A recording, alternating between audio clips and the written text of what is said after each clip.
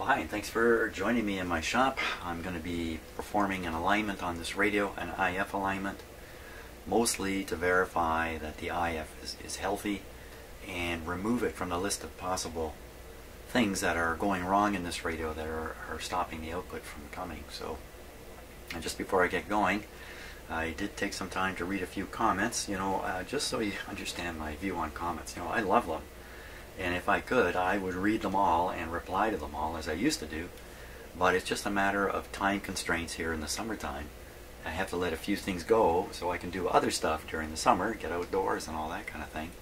And so I've just dropped reading the comments, except I'm curious enough that I do take a peek at them a little bit here and there.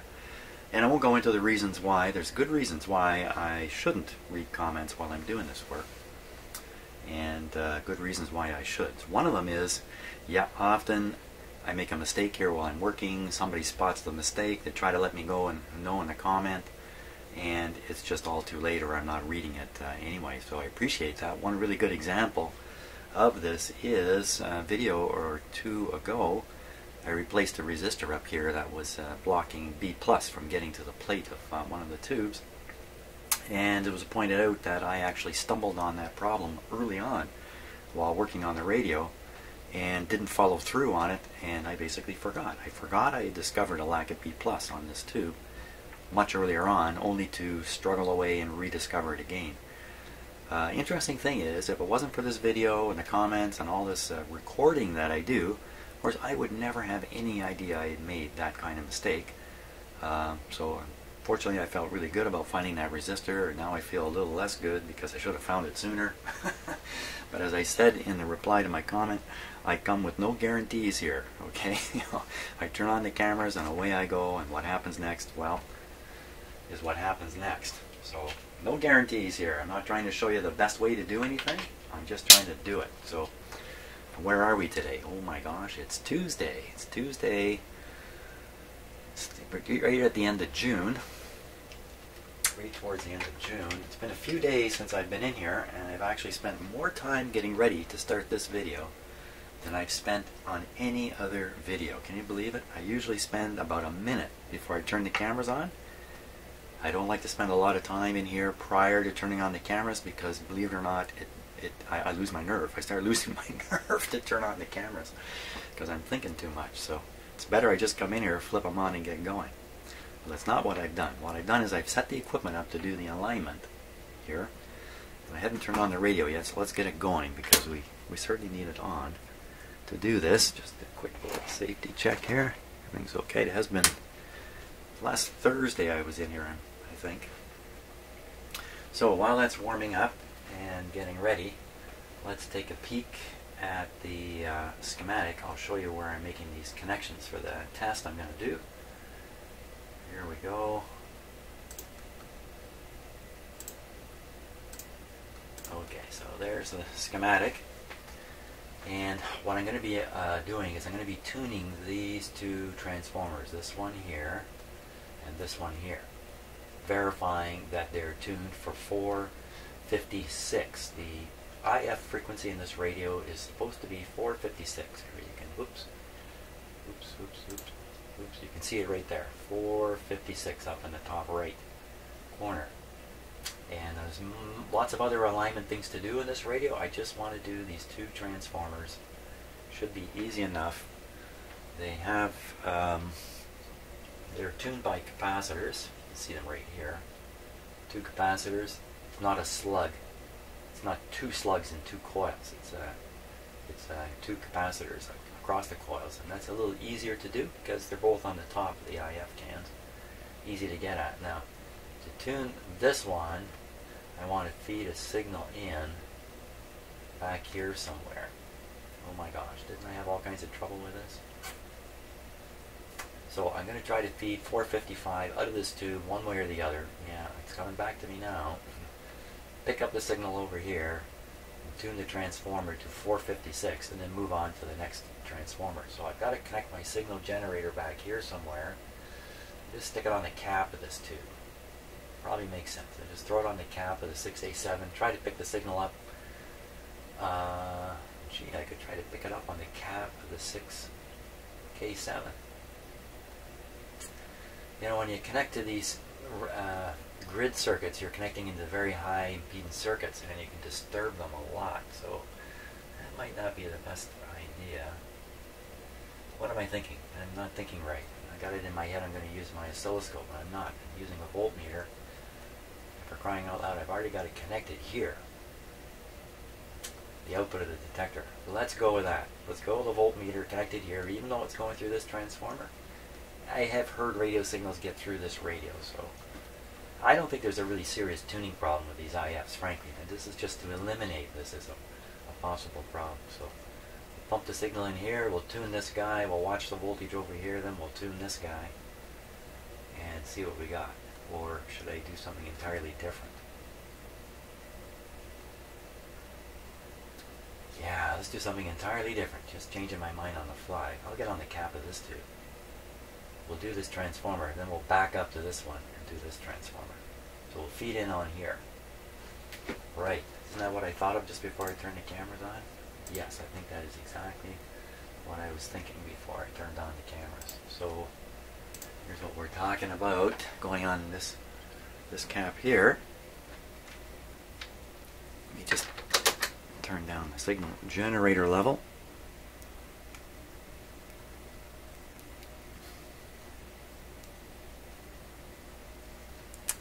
Oh my gosh. There we go. I heard a little thump out of the speaker there. Okay, so we're going to get things going and then put the radio on full voltage. I think that's probably a better approach here.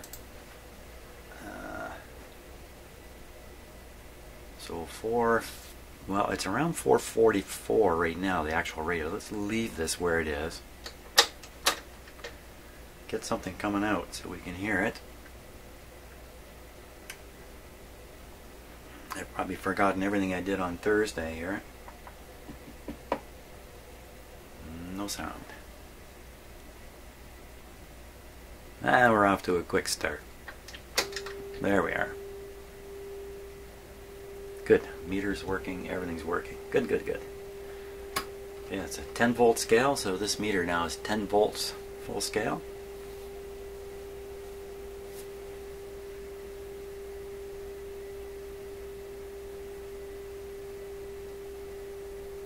.444, 456 is what it should be. For all I know, the two coils inside the transformer are misaligned against each other. So maybe we're going to get a big pickup here.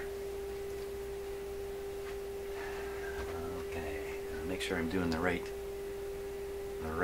transformer. It's the second one. It's this one here. That would be this one here to do. Screwdriver in there. Now I can't look in here. The angle is wrong, so I got to kind of feel it.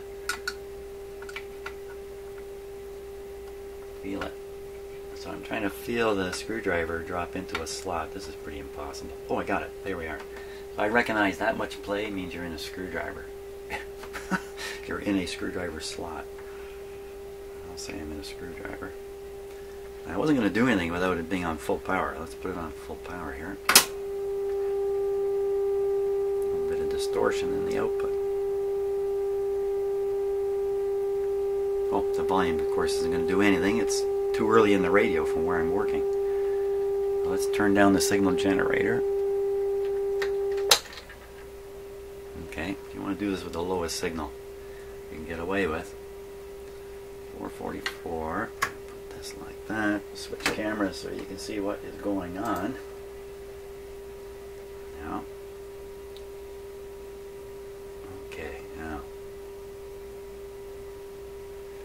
I think my screwdriver is tapping against the side of the can and causing the meter to jump around a bit. There we go. Let's turn it a bit. Well, it's definitely peaked at that spot, not the right spot. So what we're going to try to do is move it towards 455, but I don't want to lose the sound of it as I do that. I'm going to put up a little more signal in it. Even if it's stripping the AVC, it doesn't matter at this point. We'll go up until we can't hear it. Okay, 451. I should be able to bring it back by turning this.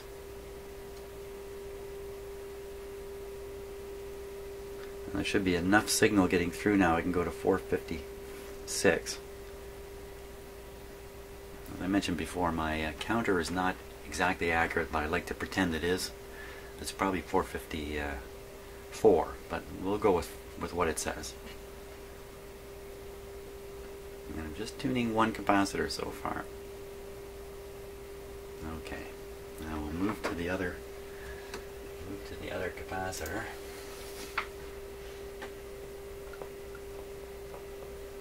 Right in. There's the proper play. Now we'll see how this goes.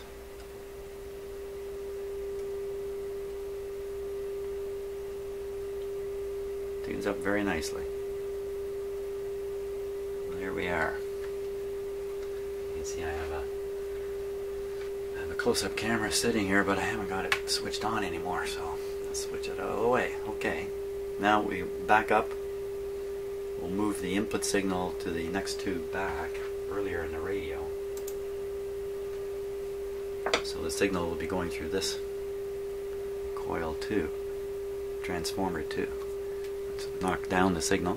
Let's hope we hear it when we get there. There it is. I hear it. Perfect. Perfect. So now we'll attend to this transformer. It doesn't really matter which capacitor you do first. Let's see how lucky I am here.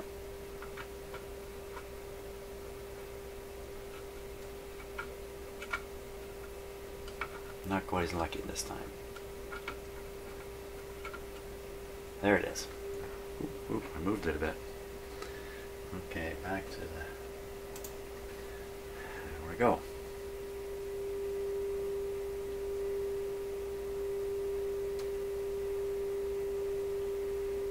Okay. I'll go up to the last hope here for a dramatic change. Okay, I'm in. I like having my hand on the chassis like this, but oh, screwdriver fell out. Okay, we're back in. Don't move.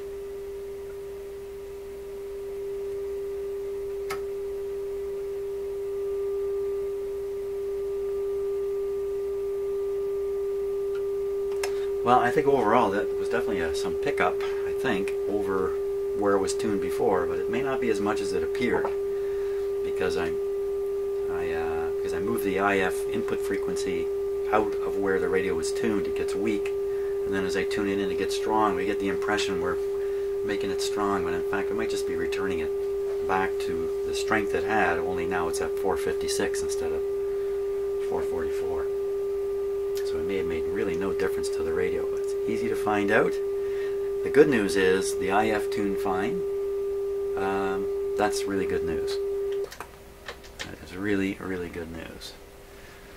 So we're going to take off the signal from there. In fact, you know what? We can leave it there. Oh, we can't really. The reason, okay, I'm mumbling. Okay, that's once again, no script. I was thinking for a moment we could just feed in a regular radio signal and try tuning it in, but for the life of me, I'm not sure what band I'm on here. Well, maybe I can figure all this out. Let me stop the video, sort out a few things. That way you won't hear me mumbling so much. Okay, so the RF coils in this radio, both the oscillator, antenna coils, all that stuff, are tuned by a parallel capacitor, or a capacitor that's involved with those coils, and the capacitor adjustment is really in an awkward place here. So I'm just pointing with the screwdriver here. It's way up here. There's one there, and then down under here, very similarly on the other side of the tuning capacitor, which you can't quite see in the camera right now. Yikes! How do you even get a tool onto there and take a closer look at it. I'm going to have to stop for a moment and turn on another camera. Okay, so that's a close-up look at the adjusters, just in case you're not quite sure what to look at. It's this thing here, this one, and this one. When I look at those, I see two nuts. The top nut has a split in it, or some looks like a screwdriver slot practically in it. Maybe that's to receive a very special kind of tool. Would fit into those slots either side of the threaded piece. But the bundles of wires, you see the bunch of wires coming out of the switch that's right there. They're all right above those adjustments. So if you just take a tool and stick it on them, these wires are going to be in the way. So what the heck am I going to do here? So now I have a little bit of a question about whether this is even worth doing with the radio operating as well as it is. Is this really worth doing?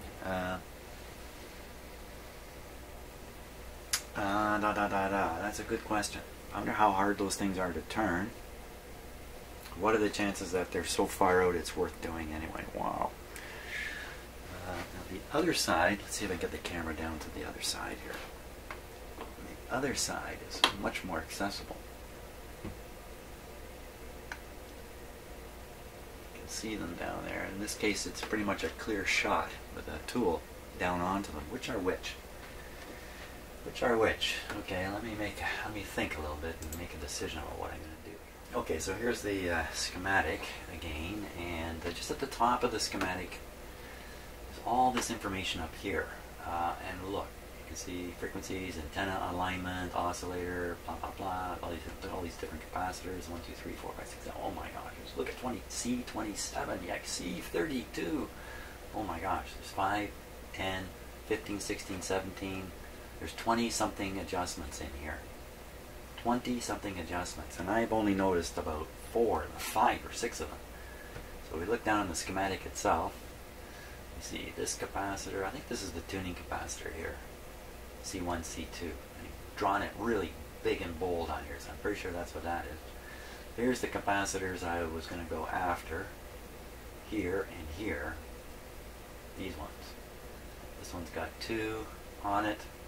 I think this is the AM band. The AM band seems to have a little more adjustments. So yeah. Ooh, all these ones. There's a ton more adjustments in this radio that I haven't spotted yet. Not to worry though. I don't have to spot everything right away. Now, if we come down to this part of the schematic, this shows where everything is. And so we can start looking for these capacitors. So, and here's the ones we have been looking at, right here and right here. The last group is this one, which I can get a tool onto quite easily. This one, a little more difficult to do. So let's say we want to do the AM band. The AM radio band is probably the first one we should try because it's so important to the radio. So we look here, we see oscillator alignment, one looks like 1600. So that's AM there. That says 17 megahertz, so that's not AM. This one says 1600 antenna alignment, that's for AM radio broadcast band. This one says 5000, so that's for something else, for another band. Over here, 600 kilocycles oscillator alignment, so that's for the AM band. They have two oscillator adjustments on the AM band. That's for another band, that's for another band. So it's this, and this. These 3 guys. Now the oscillator ones are here. This one, antenna one, is the one that might bring up the reception. Now the problem is, with tuning this one, let's find it on the schematic. C6, C6, C6. Here's C6 right here. So C6, well, you know what, this might not be a problem. Sometimes the tuning plays right, these tunable capacitors play right back into the antenna. But not in this case. The antenna has its own little fixed tuning there, and you know, this is far enough away from the antenna. Fantastic. I was going to say, without the proper antenna connected to this radio, I cannot align the AM band RF front end properly. But I don't think that's true. I think I can. That's great. Okay, no problem there. So we're going after that one and a couple others. Now first, oscillator.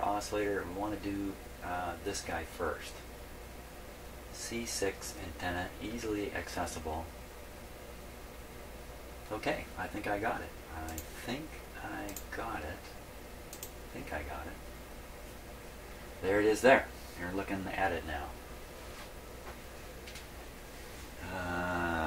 Okay, let's just turn up the radio. Now you're going to see a whole bunch of camera and lights. You don't want to move them. Turn up the radio.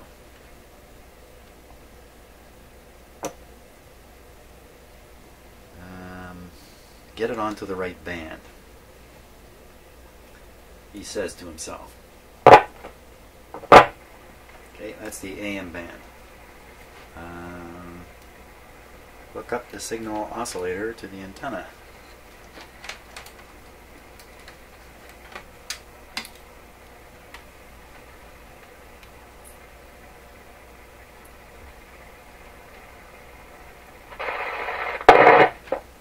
There we go. Turn down the volume so we don't blow ourselves up. Okay, what else is left here? Signal generator onto the frequency of choice. What was the frequency of choice? I forgot already. The frequency of choice for this adjustment is, quickly, 1600. So we align the antenna at 1600. So we'll dial this over to 1600. What's happened here? Have I moved everything around?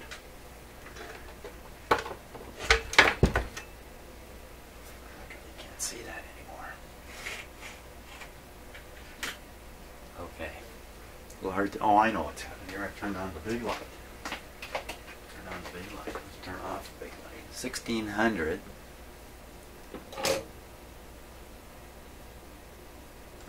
Meter. Okay, there's 1600. Now I gotta tune the radio to 1600.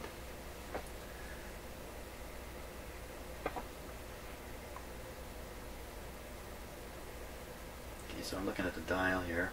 That's 1600. Make sure I'm looking at the right dial. Yes. Don't hear anything yet.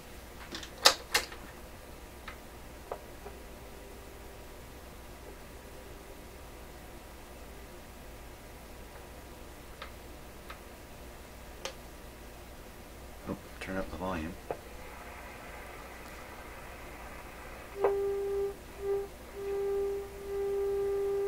So there we are, 1635 is where it is. It should be 1600 now. Let me just double check the frequency here. This isn't terribly critical, I'm not setting the dial. But you can see it's right between the 15 and the 17, and that's got to be 16. Isn't that cool, the dial? It's fantastic.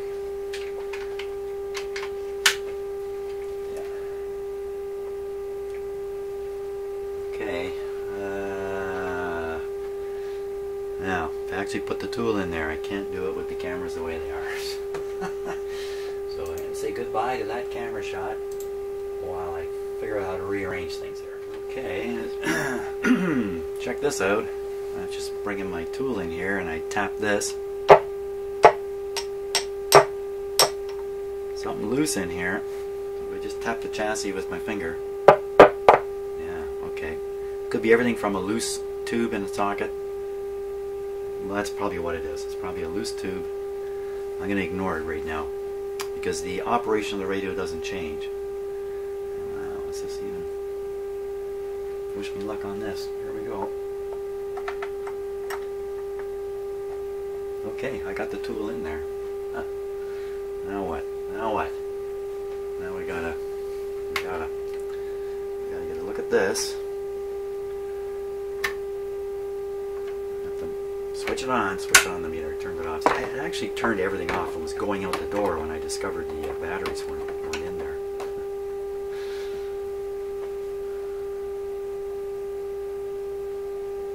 Okay, it's warmed up. And so the voltage is about 0.9 volts. I wish it wasn't right at the end of the scale, but I can't change that. Okay. Now we are ready to adjust it. Are we really? Let me tune the radio to maximize that meter reading there. Yeah, we're right on the money. Okay, now we're going to make this adjustment. Let's see what happens. Okay, I'm just got the tool in, now I'm turning. I don't see a thing. Oh yeah, maybe a little bit. Not much of anything going on there. The wiggling is my tool wiggling around on that.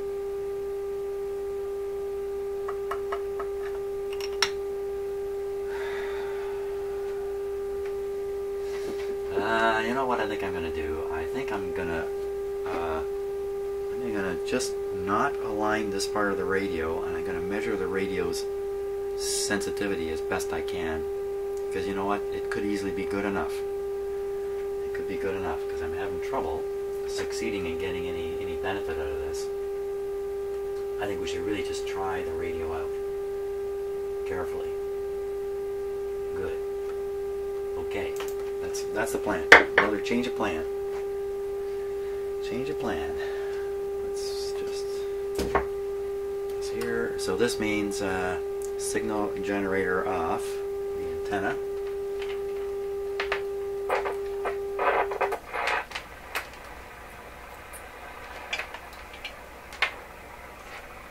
Get it out of the way.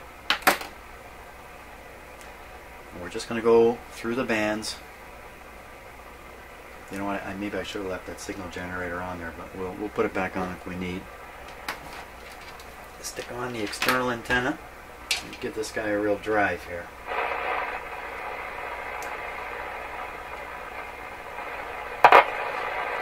Okay, so that's it on the outdoor antenna now.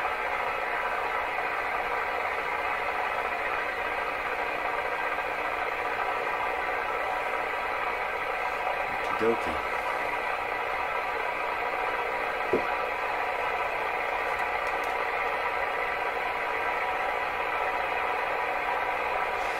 So the meter, so we're very close to 1700 kilohertz here.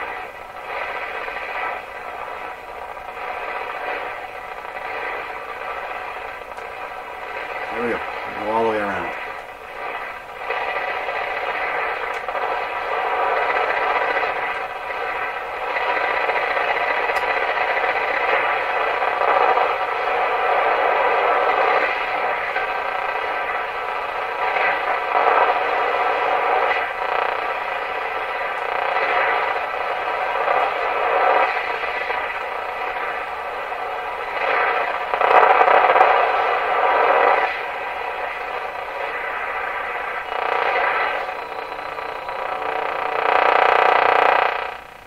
Okay, so we're just hearing a lot of noise. I'm halfway through the band. There's a fairly strong French-speaking signal up in here somewhere. It didn't seem to come through.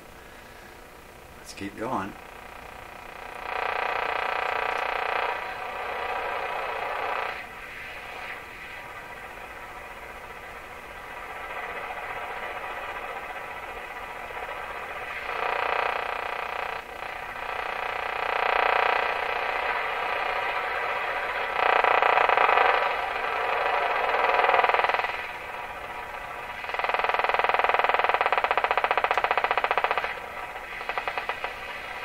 What was that?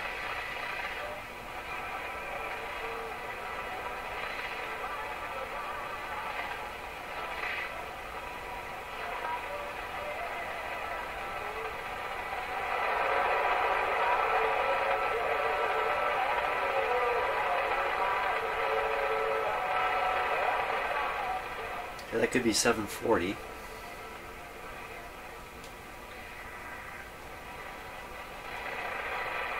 Should get a strong station at 680 right in here. Nope. 640.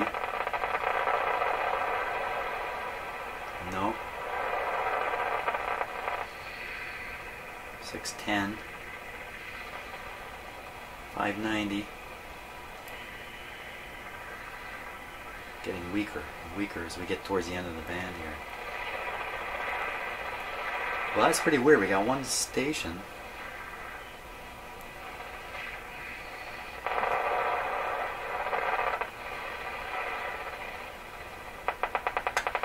What is that?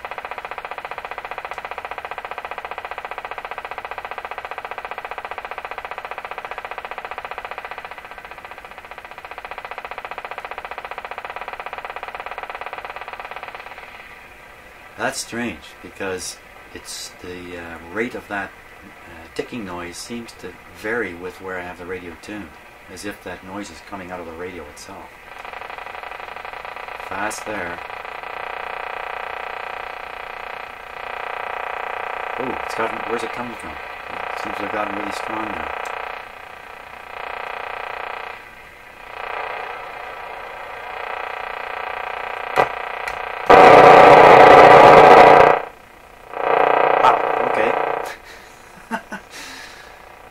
Pretty sure the preamp tube has a bad connection, and what you just heard was the audio level coming way up and nothing more than that.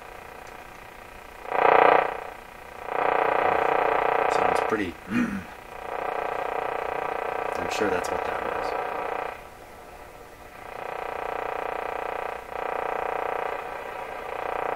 Now it's got this sound.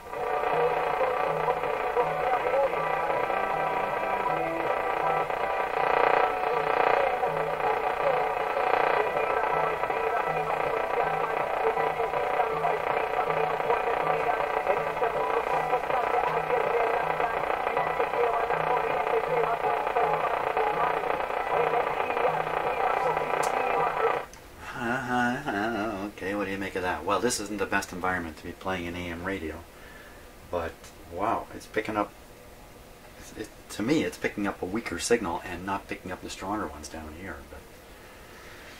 But I know that just results in a question mark in my mind about how well it's working. So let's try the shortwave band again.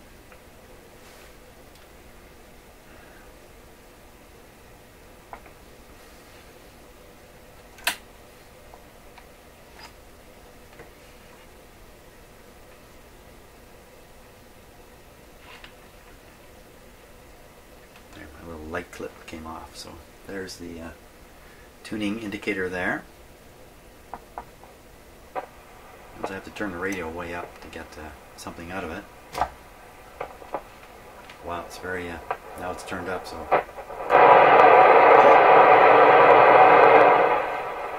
wow, we are going to have to sort out what that is, but not right at the moment. That whatever that intermittent thing is, I'm almost certainly a tube contact problem of some sort. This time though, it seemed like it wasn't just the audio, it seemed like the radio signal came up too. Let's continue with the experiment. So I'm right here around 9 megahertz, no use going lower this time of day, we'll just go up.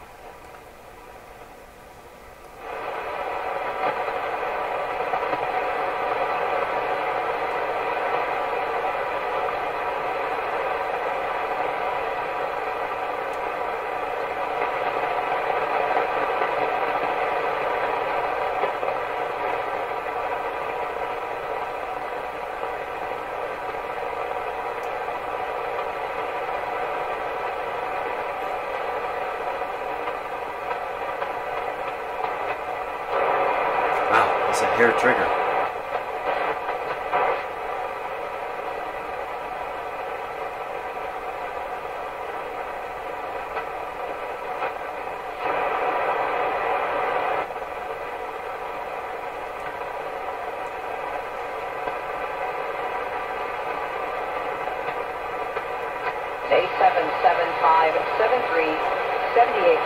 Eric Scheidler, Executive Director of the Full-Light National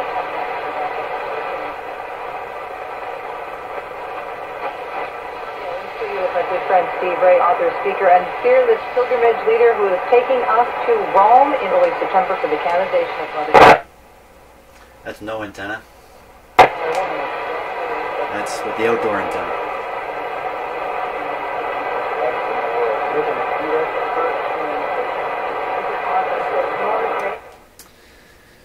Okay, so what do I deduce from all this?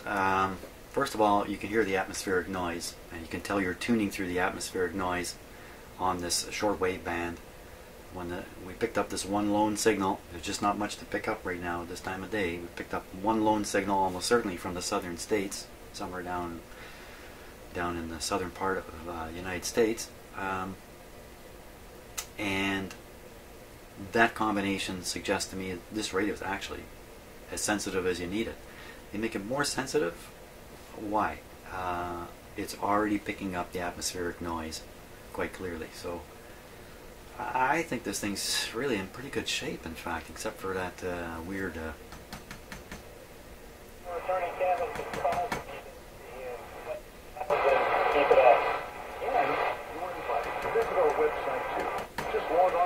Where'd it go? There. I got rid of the whole signal by tapping. And back again. This Ave Maria radio program is underwritten in part by Visiting Angels. Many people are wondering how they can care for older family members who cannot fully care for themselves. Visiting Angels provides compassionate home visits even up to 24 hours per day, and you may select your caregiver. Visiting Angels assists adults nationwide to continue living at home and not have to move into a nursing home. Their caregivers provide help in hygiene, meals, and light housework. Visiting Angels is online at visitingangels.com. That didn't take much.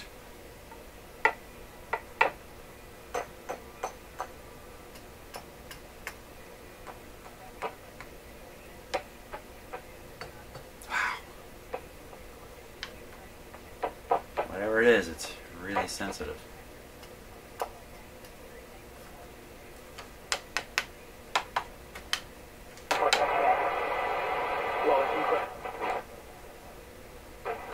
Band switch.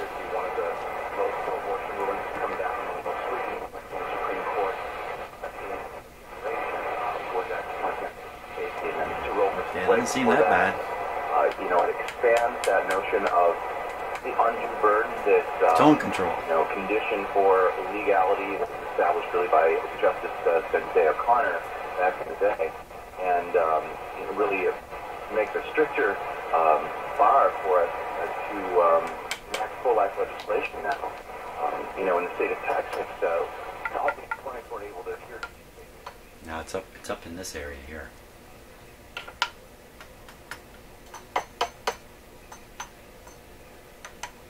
Be fooled by a noisy tube. When I tap it, it makes its own noise. It's all gone. Definitely have to sort this out. I can't return a radio that's going to do this. If it's going to go on a long car ride from here when it gets to where it's going.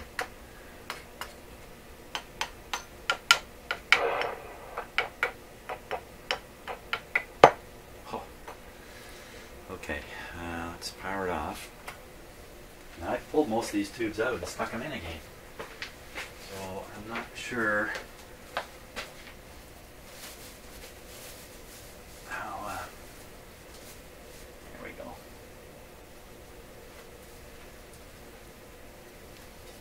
I'm not sure how it is that a tube could be a problem here.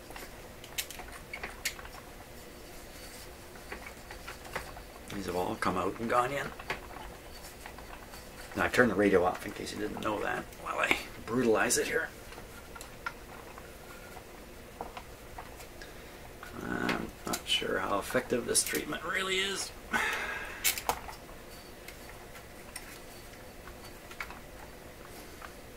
But if it sounds the same after this, we know it's none of those tubes. Power on.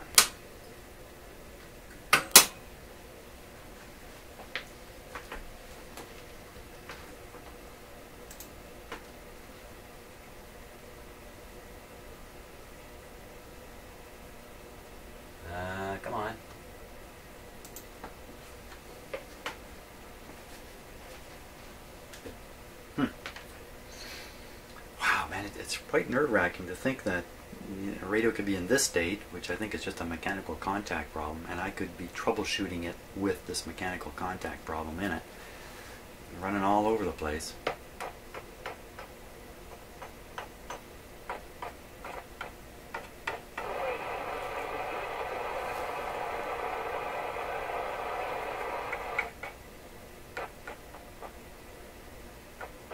Wow, just barely touching it.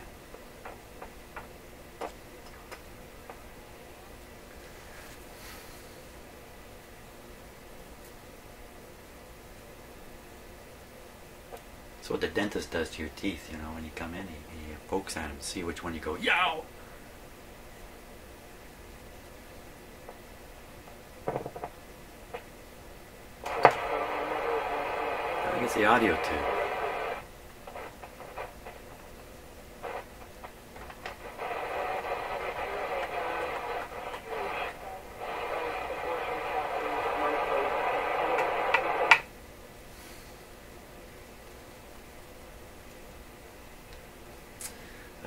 What if it's this band switch here?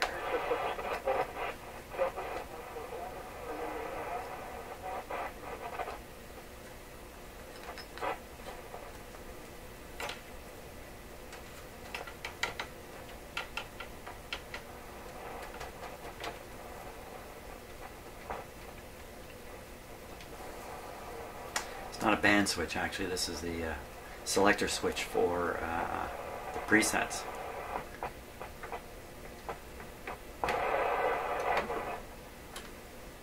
So I'm wiggling the whole thing while I'm doing this. Who knows what's... I don't think it's that.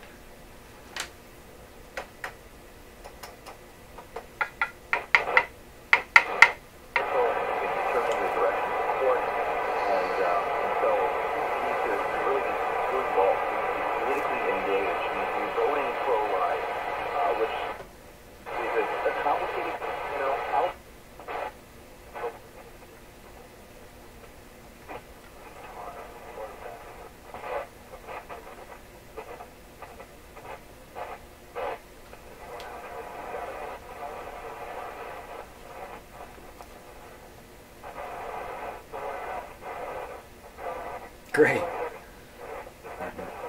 My fingers are killing it for some reason. As we go through the week and the months leading up to the election. But regardless of what happens in government, we are a pro-life people, and we continue to work to change hearts and minds, being the hands and feet. Who would believe that? He's the one who doesn't change it in the end. Talk to you tomorrow on election. You've been listening to Catholic Connection with Teresa Cameo. Catholic Connection is a co-production of Ave Maria Radio and EWTN Radio and carried across. Ah!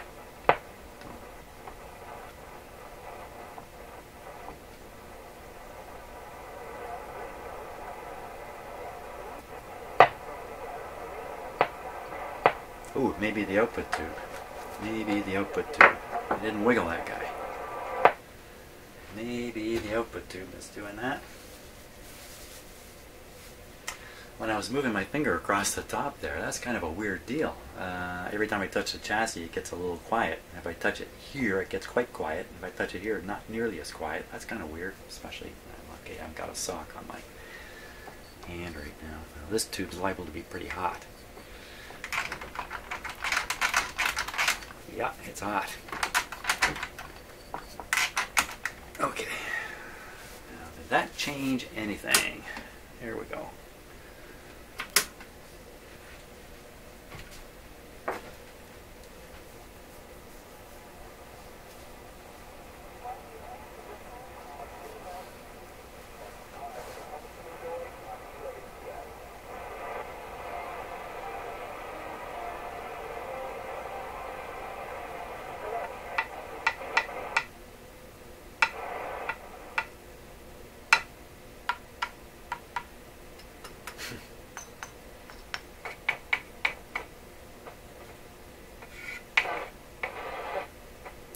Really sensitive here.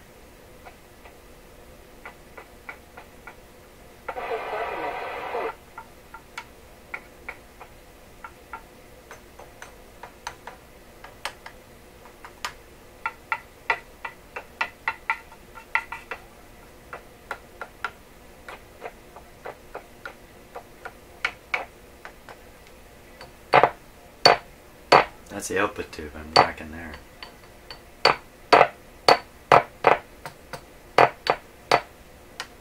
It's making noise, but it doesn't bring it back. Same noise. What the heck is it?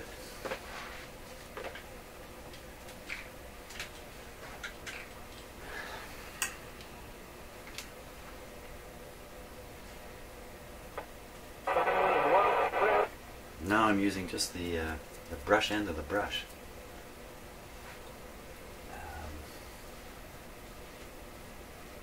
Okay, hold on 1 second here. 15610 kilohertz. You just said that. Just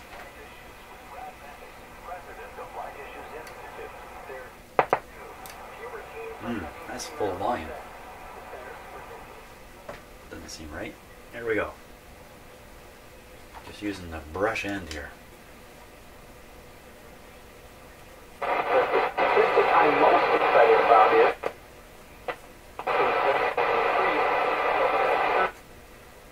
Ha! Okay.